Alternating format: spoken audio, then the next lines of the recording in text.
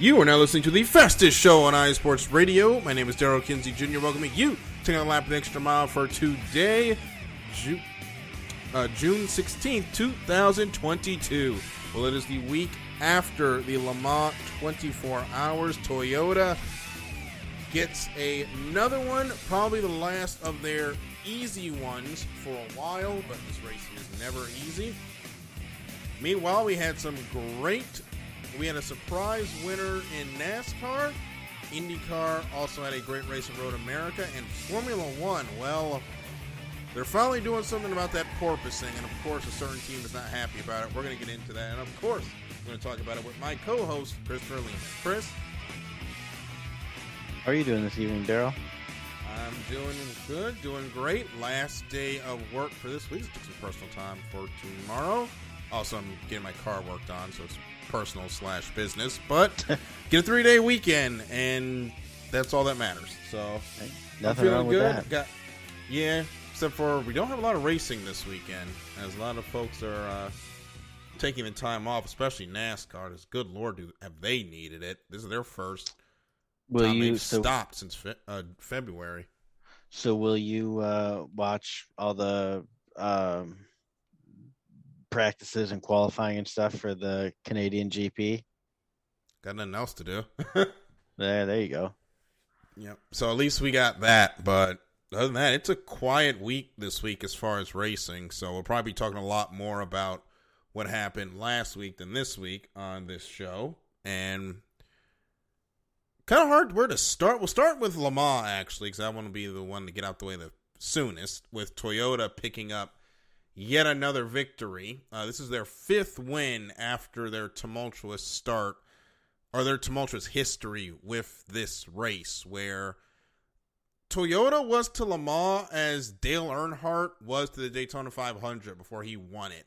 They lost this race about every way they could have, especially the 2016 race, which was referenced several times last weekend, especially on Sunday as they were coming to the end. I think they mentioned 2016 like 5 times. People are still not over it. I'm pretty sure Toyota's still not over it. But they end up picking up the win in LMP1. Jota picks up the win in LMP2 Pro and Algarve Pro. I didn't even know this. This was actually one of the race teams, Chris, that was caught up in the Russian sanctions due to the war in Ukraine. So this team almost didn't exist. Portuguese buyers swept in to save the team, and they were rewarded with the win in LMP2 Pro-Am. Porsche picks up the win in GT Pro. That looked like it was going to be a sure thing for the Corvettes, which were fast all week. And then an LMP2 driver did LMP2 driver things on Sunday morning, knocked the 64 into the wall down the Mulsanne Straight. That accident actually happened as they were reading out live that the 63, after some issues with the blown tire during the night, would not take place further running in the race. So they were announcing the 63 was not going to finish the race as the 64 was being crashed out. So that's a heartbreaking way for GTE Pro to end for a Corvette, which has had so much success at Le Mans in that category. And TF Sport for Aston Martin wins in GT-AM. Now, GT-AM will run in next year's race, and then that will be it for GTE completely. In 2024, they will move on to the GT3 category.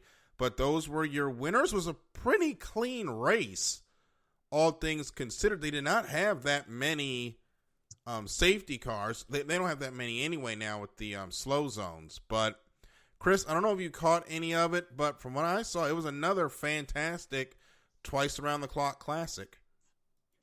Yeah, unfortunately, I didn't see any of it. There was a little bit of a weirdness with the full moon going on, and so Henry was kind of off schedule, and Andy's getting some teeth in, so it was kind of a miserable experience for everybody. And And so, yeah, unfortunately, I didn't catch anything. I watched a little bit of the highlights, particularly the Corvette being wrecked out, um, in what we can probably both agree was just one of those things you watch it and you scratch your head and wonder what on earth was going through that other guy's head as he was kind of veering over into the lane. But no, it was the highlights I saw. It definitely looked like it was a pretty decent race, and unfortunately, I just did not get to see any of it. Yeah. Well, I know they actually upload on YouTube the full race in parts. I have never gone back to actually watch, rewatch the 24-hour. I know there's not a lot going on this weekend, so folks want to rewatch it. I don't know when they're going to put it up, but usually put up about the week after. I have never actually gone back and watched those, but no, it was a fun race, and this is going to be, as I said, this is going to be the last of the easy races for Toyota, as people again were complaining about the lack of competition. And I will say again, it's not Toyota's fault everybody left before the class was even made. Like they could have pulled up sticks too, and you would have been left with no one running LMP1 or hypercar for that matter.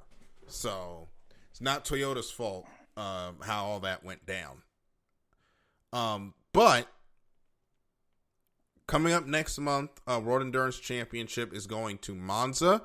Peugeot will make its debut on the grid with two of their hypercars. Ferrari, BMW, and Cadillac all released their hypercar and GTP competitors. Those cars, at least the Ferrari and Cadillac, plan to be at Le Mans next year. BMW not bringing their car to Le Mans, and neither is Acura, at least for next season. We also know that Lamborghini is coming in 2024. Glickenhaus will still be there. Alpine is actually going to step back next season to LMP2, come back in 2024 with their own hypercar. It's going to be a much more crowded class at the top step, especially now the GTE Pro is gone. Next year is going to be the 100th anniversary of the Le Mans 24, and it's already shaping up to be one of the best grids in history for that top spot. If you can get to France and you have the money to do so, lock in right now. I think you can get your tickets right now. Do that. Figure out the travel later. Make sure you have your ticket to get to this race because you do not want to miss it. I have other plans. I unfortunately will not be able to make the trip next year, but 2023, Le Mans 24, if you can make it, and you are hearing the sound of my voice right now, go. You are not going to regret it.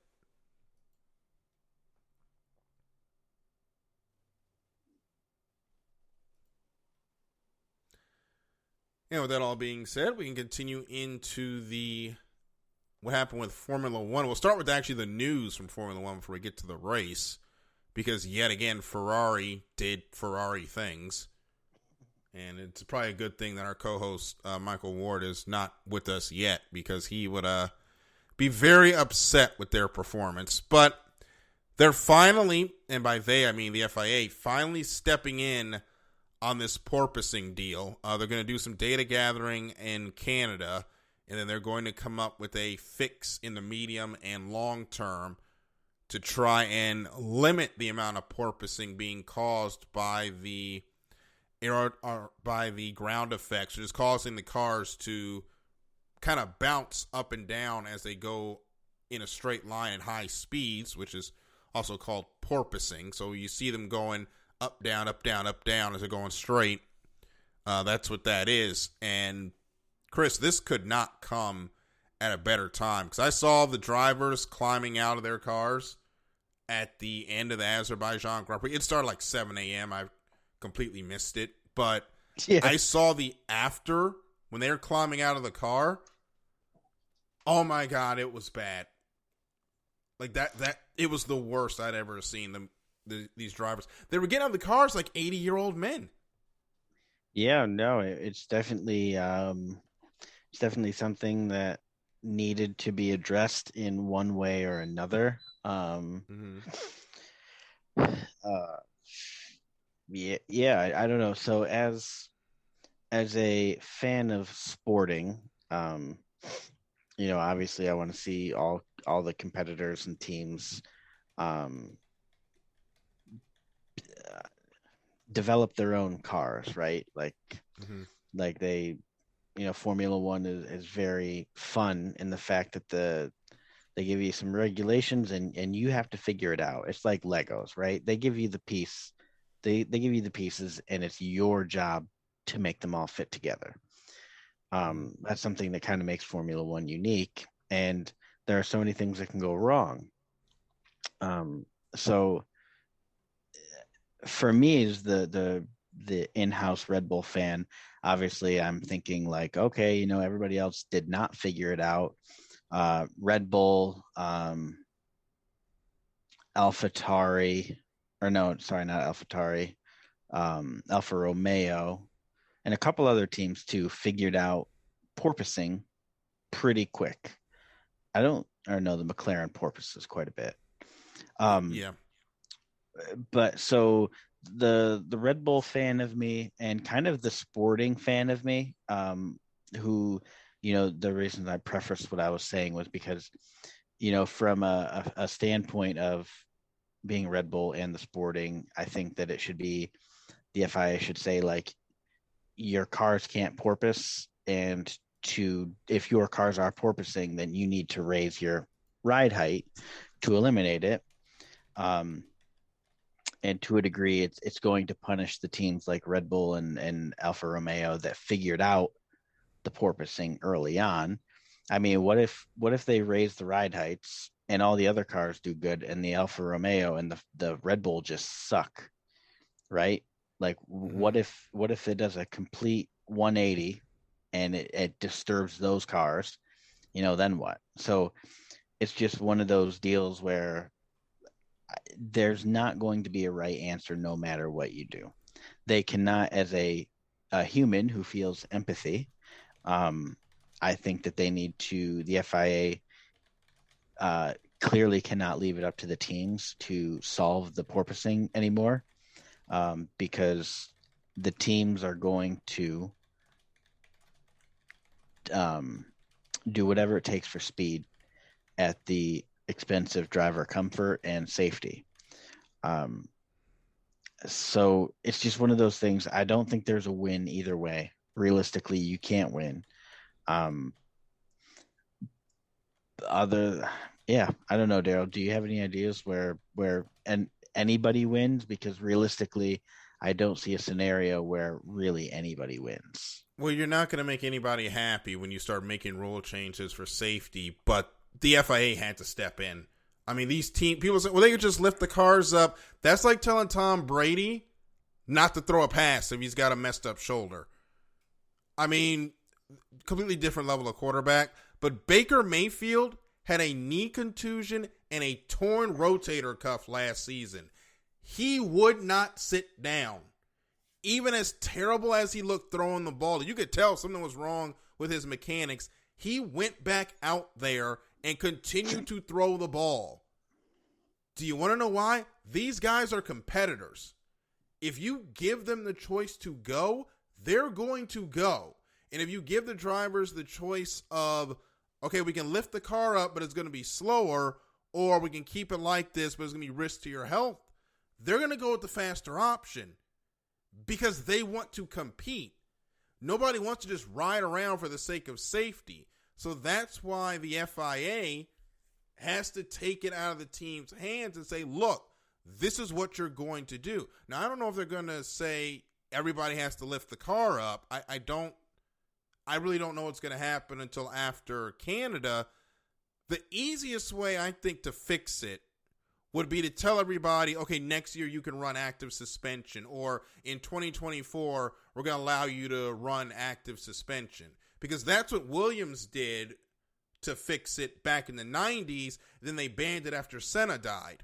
But the technology and our understanding of computers has gone up 100-fold since that time.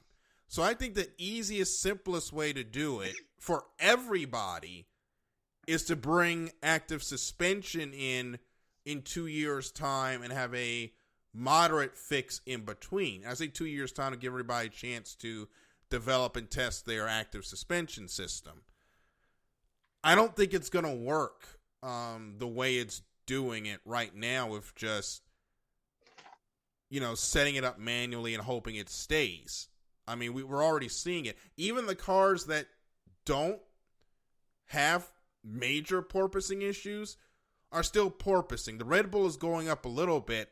The Ferraris weren't porpoising that badly either, but I don't know if you saw Leclerc's helmet cam during qualifying. That thing's bouncing like a Baja 1000 truck, not a Formula One car. So to the people that are, especially a certain driver and a certain team manager that are complaining, it's not about you. It's about making sure we don't break somebody's back or give somebody about 1,500 micro concussions, which those are a thing, and those are just as dangerous as regular concussions, trying to go fast. Because the teams aren't going to do it unless somebody tells them to do it. Yeah, I agree with you. In that, I think that something has to be done, and you're not going to make anybody happy, and it would be foolish to think that you are.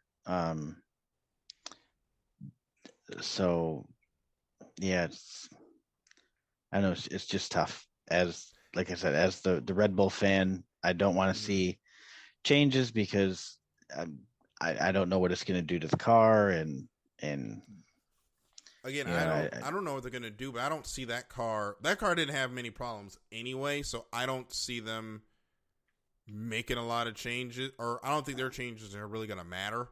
I think their car is going to be fine. They're still going to be fast. I don't know why they're acting like all of a sudden they're going to lose 2 seconds, but I wonder if there's something in the way that they have managed the porpoising that is not going to be friendly towards a higher ride height. Right? They wouldn't be, if they thought for a minute that there was going to be no change, I don't think that they'd really throw a fit.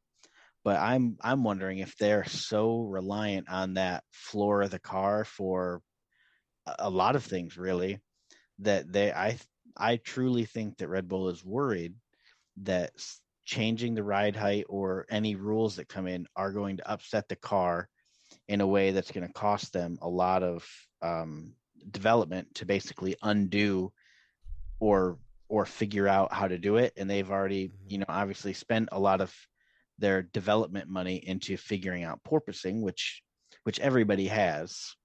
Yeah. Which, by the way, we talked about this a couple of weeks ago, but that budget cap needs to be monitored yearly like the salary cap. I don't know why it's a flat, not changing cap. That just doesn't make any sense to me. I mean, costs change every year, so it needs to go up with how much these teams are going to be expected to spend every year to run. But that's neither here nor there. I'm just making that point. Look at, and not to, I'm by no way steering the conversation away, Daryl, but obviously the Fed made some adjustments today. The inflation. I haven't seen it yet, but I guess they made some inflation rate changes or rate changes. I think the largest in history that they've ever done in one shot. Oh Lord. So we've got that, and not to mention, I read a report, and don't quote me on this. This may not be right, but I'm pretty sure I read that inflation over the past 60 days has gone up 8.6%. So if you take that into account, you should be raising the budget cap 8.6%. Rise it with inflation. And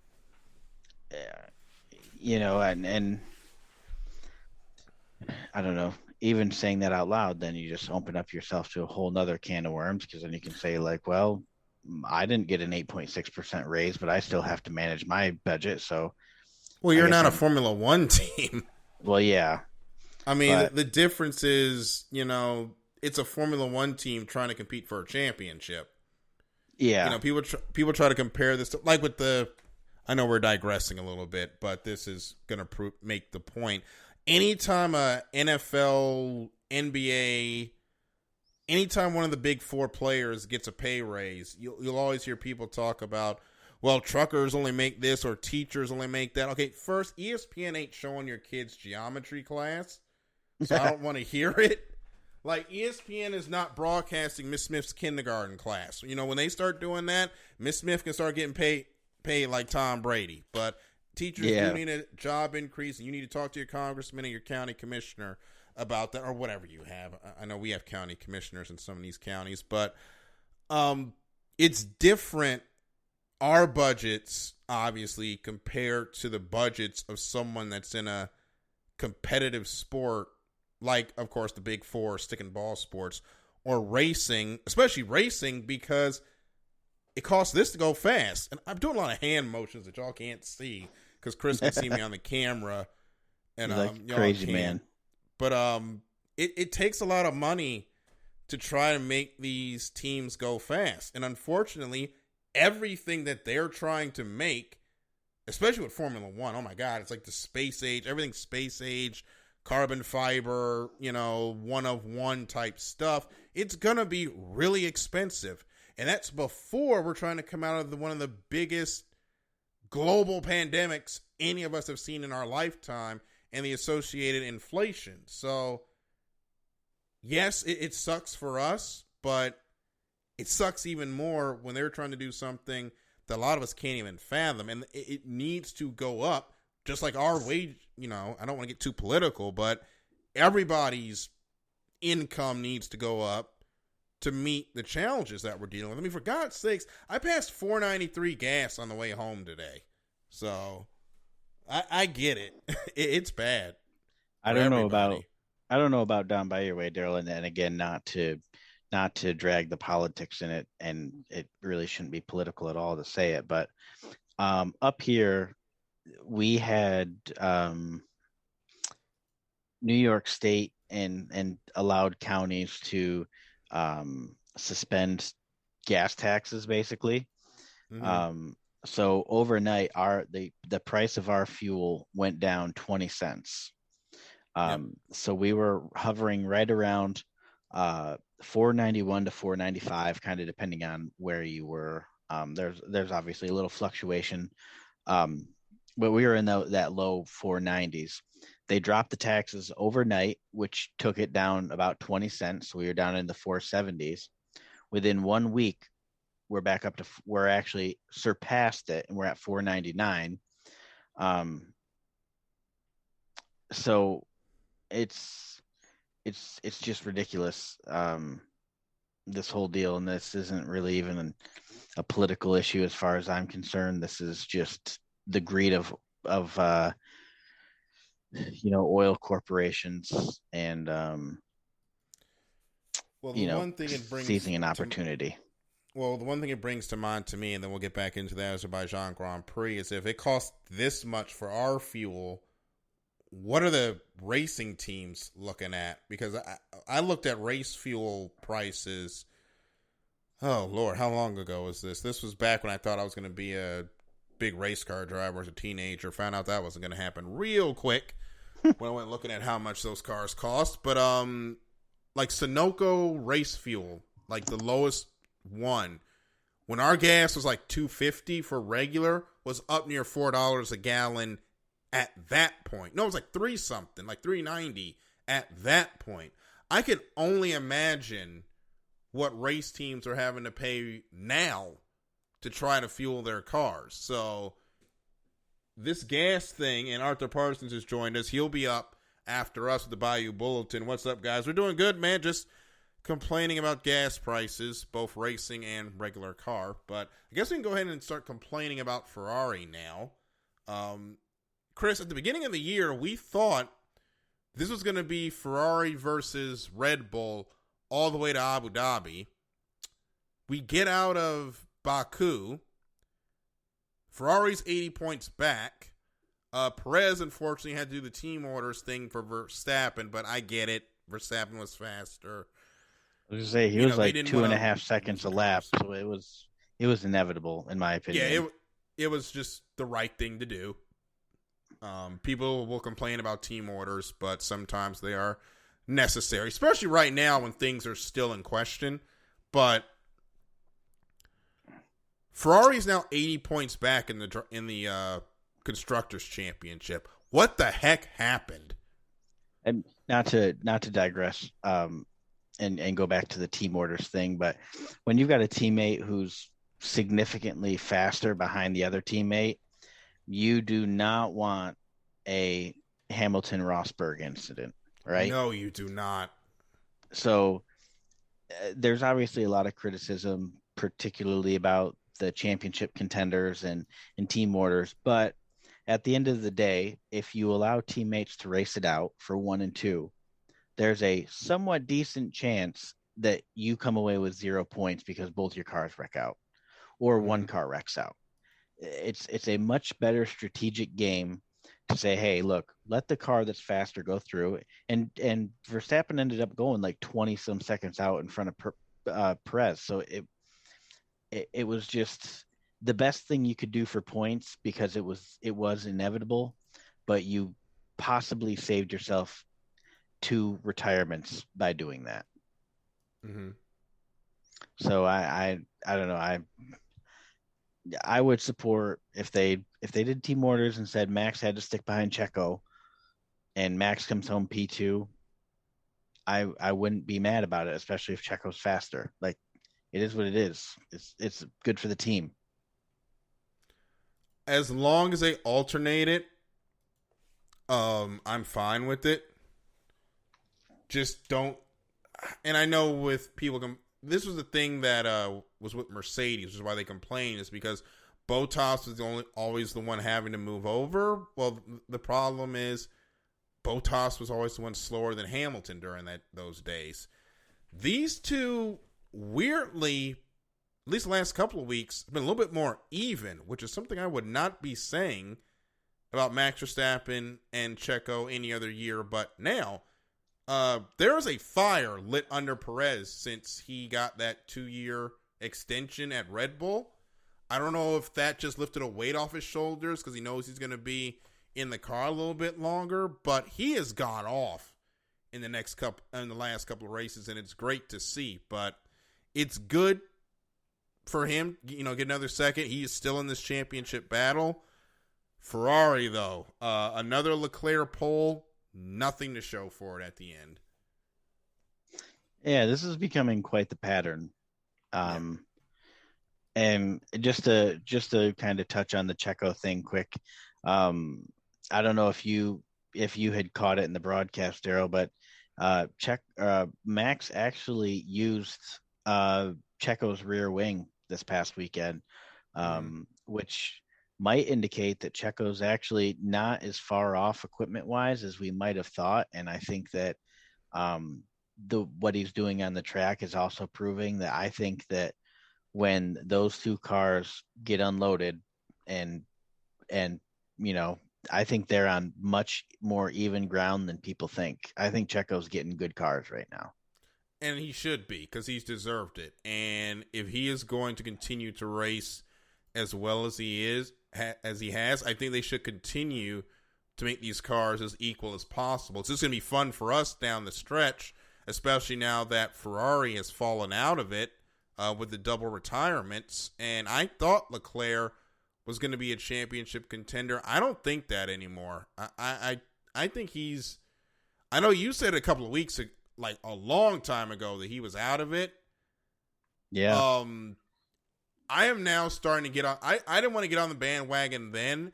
I'm starting to buy my ticket because Ferrari is starting to look like the Ferrari of old. And I keep saying this, but if Ferrari fails this year, Binotto is going to get fired. And if they are out of it by the end of this summer, I don't think Binotto survives to Spa. I really don't. Because Maranello's looking, this is the best car we've had, and we still can't win with this group. Oh, no, you got to go. Yeah, and so I guess at least for Sainz's car, they think they found a temporary solution for the reliability issue. But Leclerc's, they didn't even have it back at the factory yet, and I think that was Wednesday. Okay. They hadn't even had that engine back to the factory yet to even know what happened to it. So, I mean, spoiler alert, I'm not taking Leclerc for nearest to win this week. Neither am I. So, but you have to wonder, and I mean, Ferrari had another DNF this weekend too. Oh yeah, Carlos Sainz. No. One of the engines. Yeah, I think Sainz had an engine problem too. No. And then it was one of the other teams. Yeah, I'm trying to remember if it was Haas or Alfa Romeo. I'm going to look it up while we're sitting here. But yeah, they have an engine reliability issue. It was Joe Grenu. Yeah, because that's all Joe does is retire from races because the car breaks down. I feel sorry for him. I do too. I was actually really kind of in a weird way. I was really looking forward to him in Formula One. I was too. Like, I mean, there's not a lot of chatter about him, obviously, but I was kind of like, and I know that he's a paid driver. Like, I understand that and I get it, but it was still like, at least there was a little excitement. Like, I see Magnussen did not make it to the end either. I don't know if that was contact or engine related, but if that was engine, that's 4 Ferrari engines that did not make it to the end of this race. I don't remember what happened to Magnussen.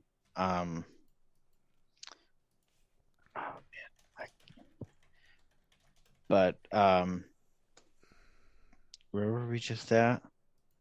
Baku. I'm going to see if I can. It was an engine issue. Yeah. So that's 4 Ferrari engines that broke down. That ain't good. Yeah. That is not good. I think Leclerc was the last one too. Yeah.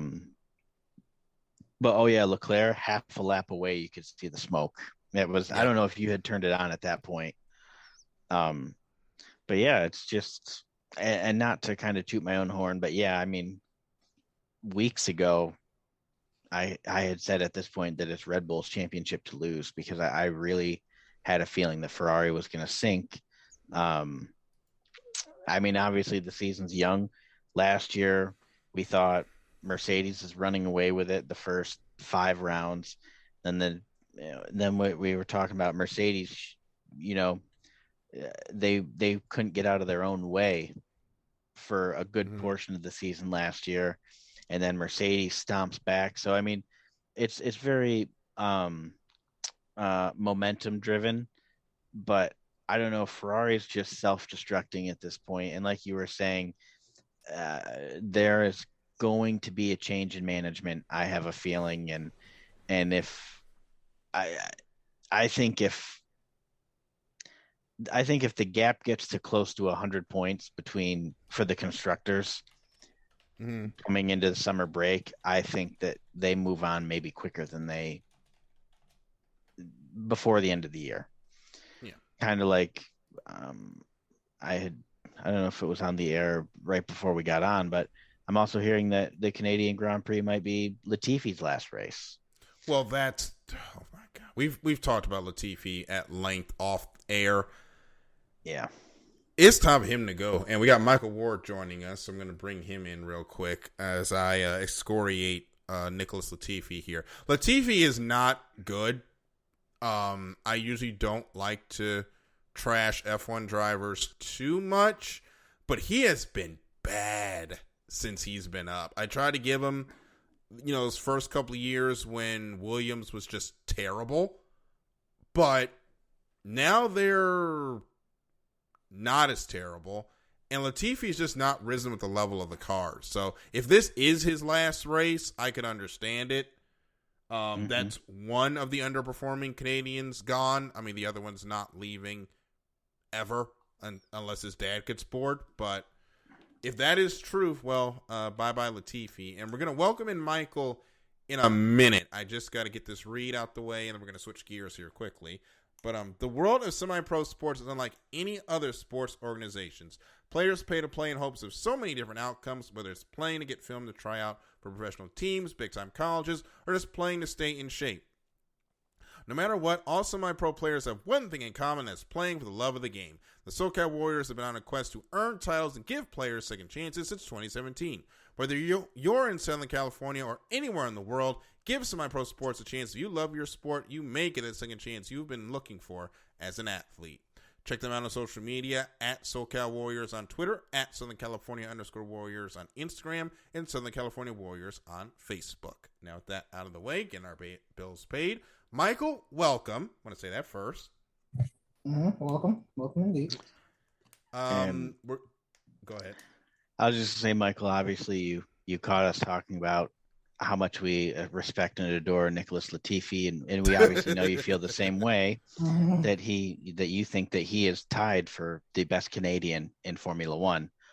I firmly believe that as well. Yes, Nicholas Latifi, world champion. Gilles Villeneuve,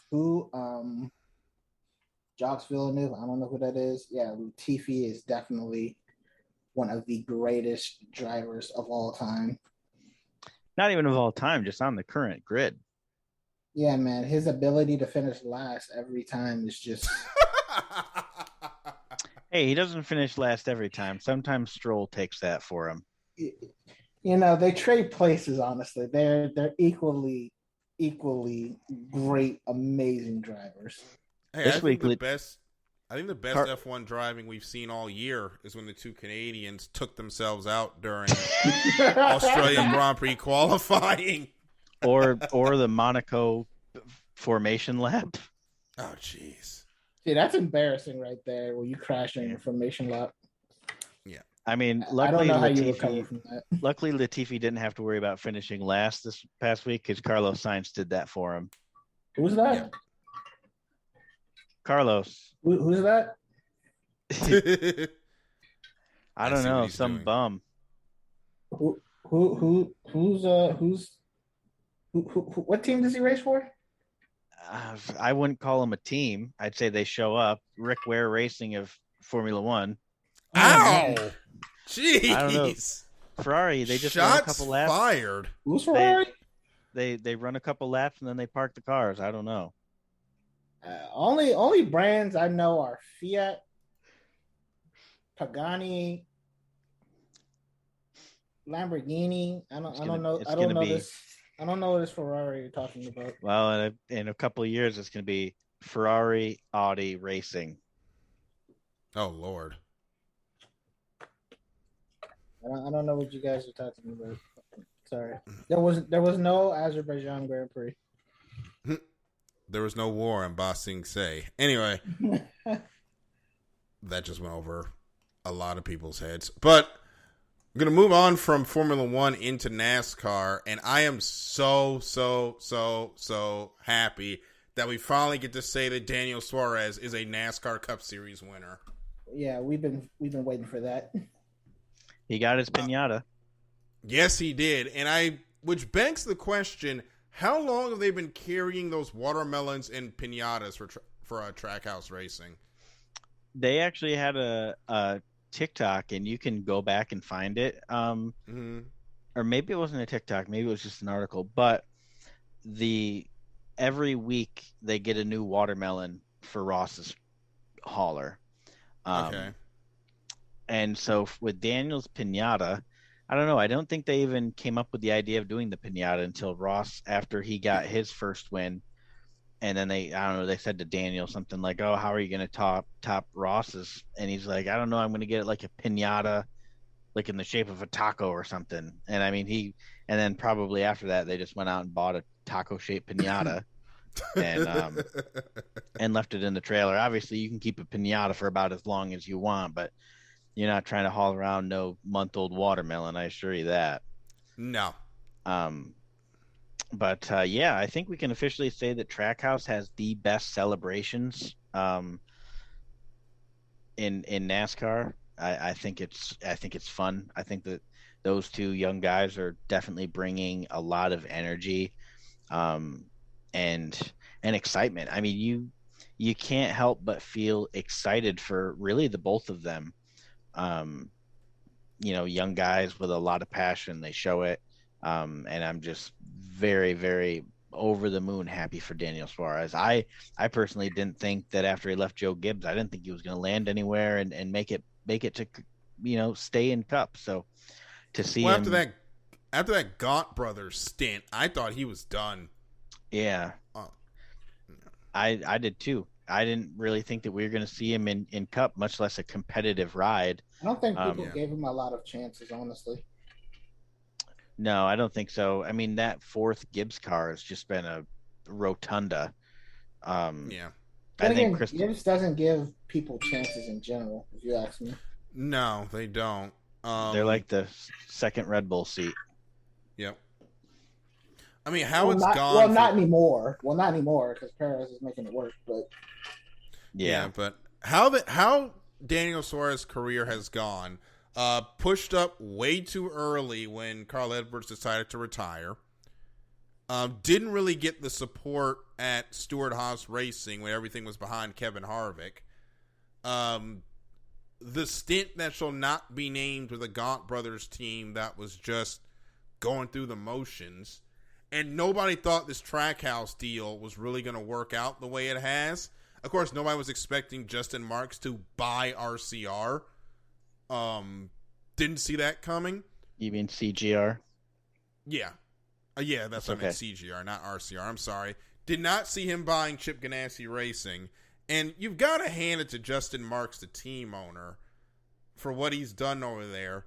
He saw through it and saw that Ross Chastain had talent, and he definitely saw Daniel Suarez had talent where a lot of us didn't, and it's paid off. He's got both his cars in the playoffs now. He's got a championship threat in Chastain, as long as he stops pissing people off, and he's got Daniel Suarez, who could go rounds. I'm not ready to say Suarez is going to be a championship 4 caliber driver yet. Give him time. But he's definitely a threat to upset some folks' playoff hopes. Justin Marks kind of knows what he's doing in this NASCAR ownership game. Yeah, he does. That's and Arthur mentioned something in the chat just now when we were talking about the fourth Gibbs car. Look at what happened with Eric Jones when he was in that car compared to where he is now. Yeah, Eric Jones was pretty good. It's just I don't think they gave him enough time. That's the problem with Gibbs. They don't give their drivers enough time. They're not willing to play the waiting game like Hendrick was. And they should have waited because Suarez is starting to turn into quite the driver. They're going to need somebody to replace Martin Truex Jr. We'll see how that goes. They're going to need somebody to replace Truex, Busch, Hamlin at some point. Yeah, because all three of them are getting ready to retire. Hamlin's going to go run his team and be snarky on Twitter. Kyle's got 2 kids now, so we'll see how that goes. And then Truex. But by the way, speaking of good runs, Chris Buescher, 2nd place. Got to give it up for him. The Roush Fenway team with Roush Fenway Keselowski, not been a fun season for them. Brad Keselowski did finish 10th, but he's got to win or his season's pretty much over after he was the first to fail NASCAR's mess around and find out challenge when it comes to the bodies of the car. But Chris Buescher had a great run, and Michael McDowell too, finishing in 3rd. You know, I think this is a stat here, but hasn't Chris Buescher been outperforming Brad Keselowski? Yeah. I found that statistic really interesting. Yeah, Buescher's done a really good job. Who didn't do a really good job? Toyota. Oh boy. Let's talk about the day they had. Kurt Busch was the highest finishing Toyota in 18th. We're not going to talk about this. All eyes were on the 24 Hours of Le Mans. I'm just kidding. Yeah. The Joe Gibbs Racing Team, 26th, 27th, 30th, and 31st. And Anybody want to tell me who finished 36th? Is that our good friend Darrell Wallace? Yep. After 10 laps, the engine blew. The only car not to finish the race. I am speaking like this because I am trying to control my seething rage at the fact that this team has yet again let this driver down. That is all I got to say about that without blowing my top and turning this into an explicit episode. We're just going to leave it like that and move on. We're finally getting a... Yeah, because... Good Lord. We're finally moving on to our one and only break of the season. And what I'll ask you guys is, what driver do you think needed to see... What driver not named Bubba Wallace do you think needed this break the most? Denny Hamlin. That dude needs to cool off. Yeah. I would say probably anybody that hasn't had a win yet, realistically. Obviously I'm not saying that the regular season's coming to a close, but teams like 23-11, I mean, they got Kurt in the playoffs, and but this is going to be a much needed reset for a lot of different people. And I hope that people take advantage of it. And I also hope that NASCAR understands that one break in 36 weeks is not enough.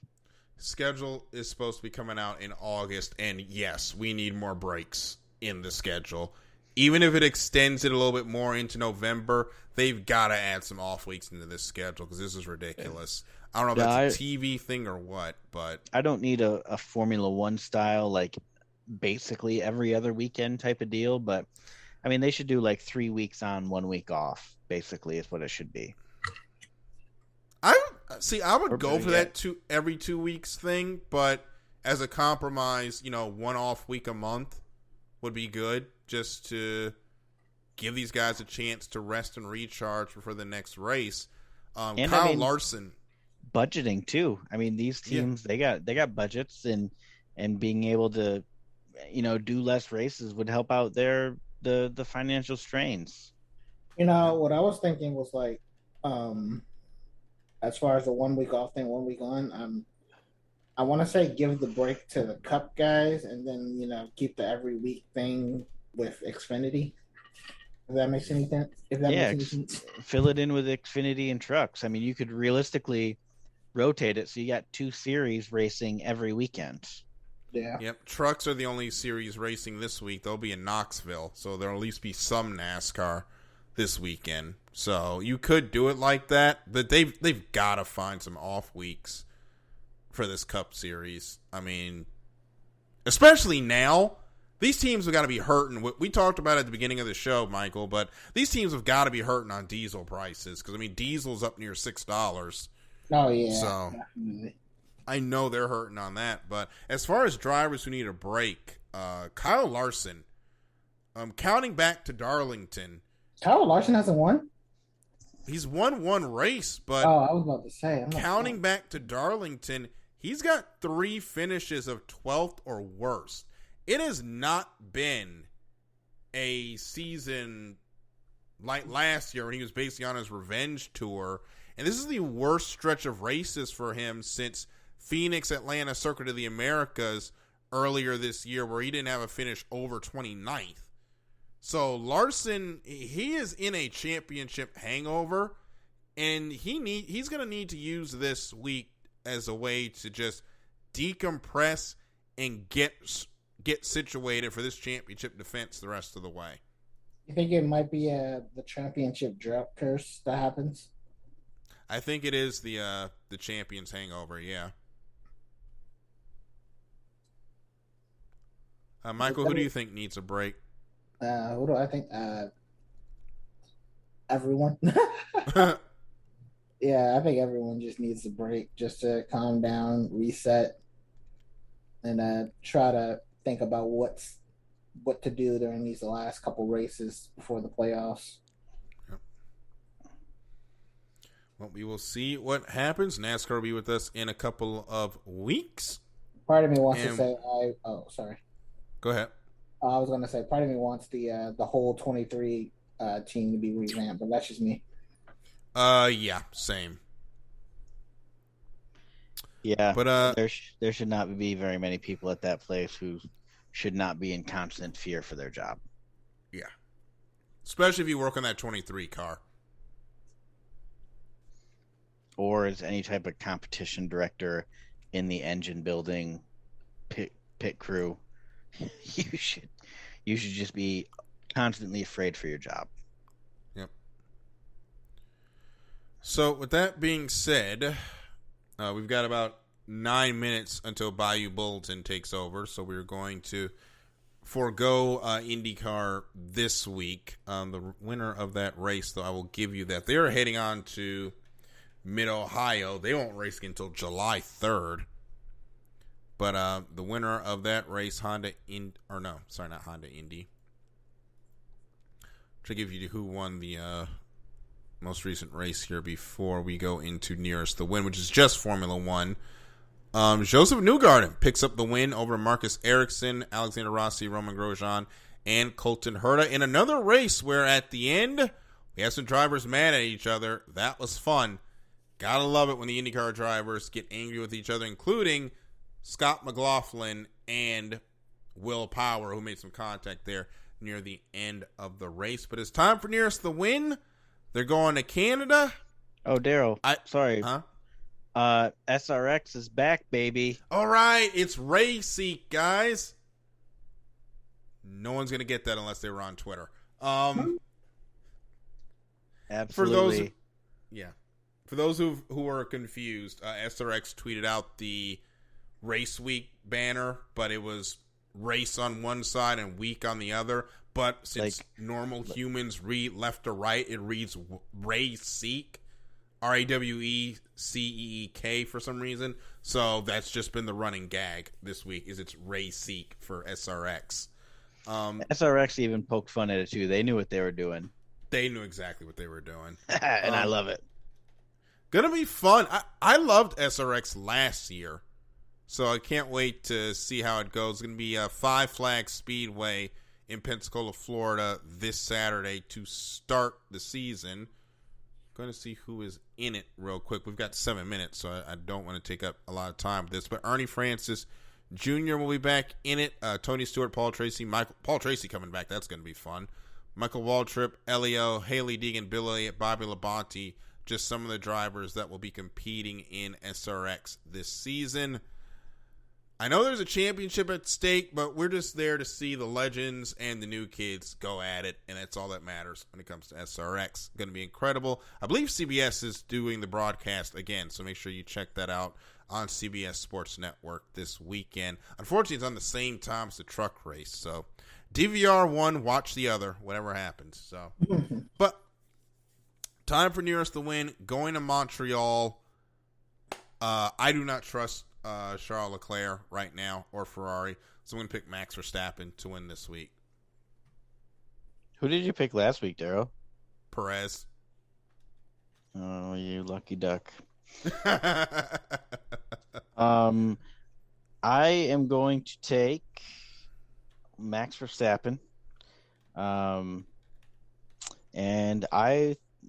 not that we're picking, but I'd like to see Ernie Francis Jr. open up the season with the SRX win. I would love that so much. Michael, who do you have?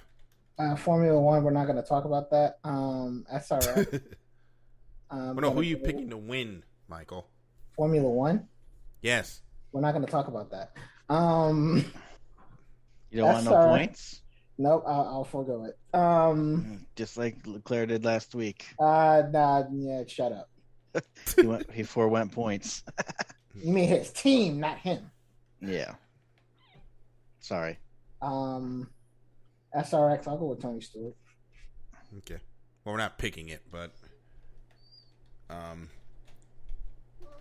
I just want all the drivers to go out and have a great time. So it's like, nah. I'm also going to go with Ernie Francis out there for SRX. I'm going to put he's racing this week. I think he is. I think he's doing the whole thing. So no, I think he's doing he's not? First 4. He's doing the first 3 or 4, and then he's out. Okay. Oh, right, because he's also driving. He's also doing this season Formula F2000. Yeah. But he did such a good job last year. He proved to the world what he was. Yep. Which is a damn good race car driver. Exactly. I mean, he's a 7-time Trans Am champion. So, and that series still means something to somebody. So, for the interest of making sure Michael actually gets points in Formula One, I'll also put him on the Verstappen train because I'm pretty sure he's going to win this week. So, in the interest of fairness, I will also give Michael a chance to get the automatic 2 points. And it's going to be fun. We're just going to call this weekend a wash then. I mean, unless somebody wants to go out and pick Leclerc. Nope. I mean, does anybody think that car is going to make it to the end of the race? I don't fucking know what they're doing with that car anymore. Exactly. Like, I'm not picking. I have no trust in Ferrari right now. And they're going to have to earn the reliability back for me. But we are up against it, so I'm sorry. I'm going to say that. I'm going to say this real quick. Every time Charles Leclerc gets a pole, I'm just like, yeah. Can't wait to watch Verstappen win this one, right? Yeah. I know, right? So we're going to do a truncated. We're going to do a truncated version of the end of the show because Arthur is chomping at the bit to go at Bayou Bulletin, which is supposed to start in 3 minutes' time. So stay right here. He'll be right back on after us. Mike Wines about DMV is looking for NBA draft predictions. So send those his way if you would like to see, or send those predictions his way to see who you'd like for your team to pick in the upcoming NBA draft. Thank you to Bay Area Raised, MLO's Great, Key to the Gate, and Anonymous for sponsoring us on Patreon. $5 a month. Shout out on all 32 of our shows. Higher tiers get you merchandise, access to the Podcasting University, and a chance to be featured on The Defining Moment. Check that out. Of course, DK Jr. 12 for me, Fiji Sims for Chris, Michael_Ward25 for Michael. Also, we are looking for a fourth co-host again. So, especially if you know any ladies that love motorsports, we would love to have them on the show as a fourth co-host. I would love to have that woman's perspective back on the show. I think it was a lot of fun when we did that last time. Michael remembers the days with Caitlin and Lita. Chris was at the end of those days, but that was a lot of fun. If you know somebody who would love to join us, we would love to chat, have them on the show, see how things work out from there. But make sure you hit us up with that. We are almost up against it.